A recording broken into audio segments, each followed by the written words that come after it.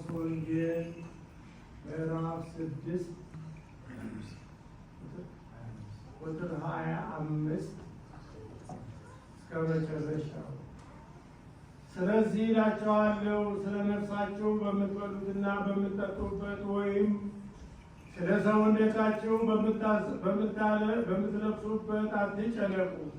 ነፍስ ከመብል ሰውነትም ከልብስ አይበልጥምና። ወደ ሰማይ ወፎች ተመልከቱ፣ አይዘሩም አያጭዱም፣ በጎተራም አይከቱም፣ የሰማይ አባታችሁም ይመግባቸዋል። እናንተ ከእነርሱ እጅግ አትበልጡምን? ከእናንተ ተጨንቆ በቁመቱ ላይ አንድ ክንድ መጨመር የሚችል ማን ነው? ስለ ልብስስ ስለምን ትጨነቃላችሁ? የሜዳ አበቦች እንዴት እንዲያድጉ ልብ አድርጋችሁ ተመልከቱ። አይደክሙም፣ አይፈርዱም።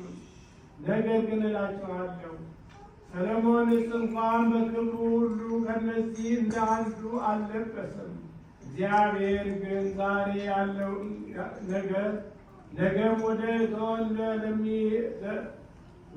እቶን የሚጣለውን የሜዳን ሳር እንዲህ የሚያለብሰው ከሆነ እናንተ እምነት የጎደላችሁ እናንተማ ይልቁን እንዴት!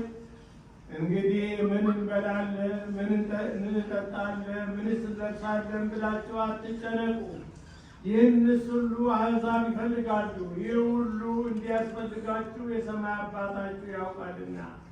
ነገር ግን አስቀድማችሁ የእግዚአብሔርን መንግሥት ጽድቁንም ፈልጉ፣ ይህ ሁሉ ይጨመርላችኋል። ነገ ለራሱ ይጨነቃል። ለነገ አትጨነቁ፣ ለቀኑ ክፋቱ ይበቃዋል። ሰማይ ወምድር ያህልፍ ቃሌሰ ያህልፍ ቤት ዚል አዳይሁ